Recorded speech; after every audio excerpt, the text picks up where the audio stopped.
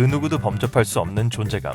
이탈리아를 대표하는 명불허전의 자동차 제조사. 새빨간 스포츠카의 로망. 오늘 인볼든에서 꺼낼 이야기, 페라리입니다. 페라리는 창립자인 엔초 페라리가 1929년에 설립한 레이싱팀이 그 시작이었습니다. 본격적으로 페라리라는 이름을 달고 자동차를 생산하기 시작한 것은 1947년. 페라리의 첫 번째 포뮬러1 레이스카인 125 F1을 만들면서부터였는데요. 125 F1은 말 그대로 경주용 레이스카였고 레이싱 그 자체가 목적이었던 페라리는 레이스에 나가기 위한 돈을 벌기 위해 브랜드 최초 도로 주행용 자동차 166 인터를 세상에 내놓게 됩니다. 일반적인 자동차 제조사들은 자신들의 기술력을 홍보하기 위해서 레이스에 참가하지만 페라리는 정반대로 레이싱팀을 운영하기 위해 양산차를 개발하기 시작한 것이죠. 페라리가 가진 철학, 그 출발점 자체가 다르기 때문에 레이싱의 진심인 자동차 제조사라고 페라리를 설명할 수 있는 이유입니다. 이후 250 GTO, F40 같은 전설적인 명차는 물론 창립자인 엔초 페라리를 기념하여 그의 이름을 본딴 슈퍼카를 제작하기도 합니다.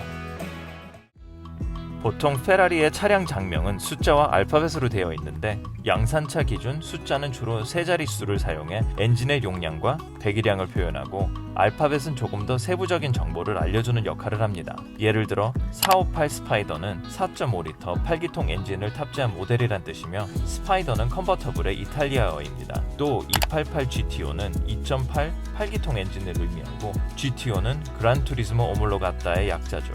간혹 숫자 앞에 F가 붙는 F40 같은 모델이 있는데 이는 페라리의 F이며 주로 기념 모델에 붙이는 알파벳입니다.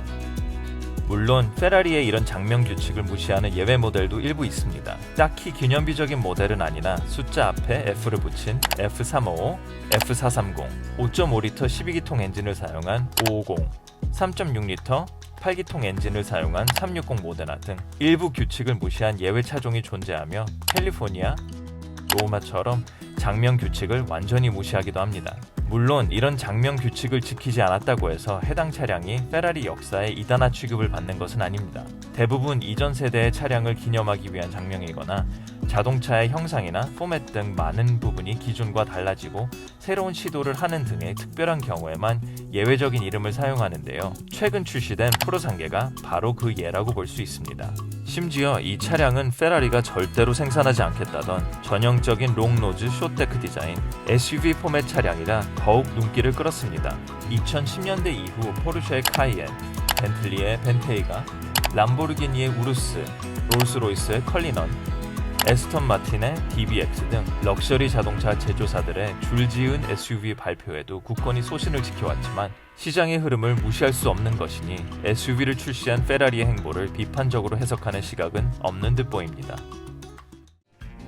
정통 스포츠카 브랜드답게 SUV 포맷인 프로상계는 페라리 연간 총 생산량의 20%를 넘기지 않겠다고 하는데요. 어찌됐건 프로상계 출시 이후로 시장의 흐름을 파악하고 따라가려는 모습을 보여주며 앞으로의 행보가 더 기대되는 페라리입니다. 페라리의 F1 레이싱 관련 소식과 새로운 자동차 발표 소식 등을 빠르게 접하고 싶으신 분들은 인볼든 웹사이트에 방문해주세요.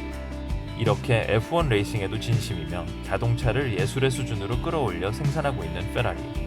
여러분이 좋아하는 페라리 자동차에는 어떤 것이 있나요?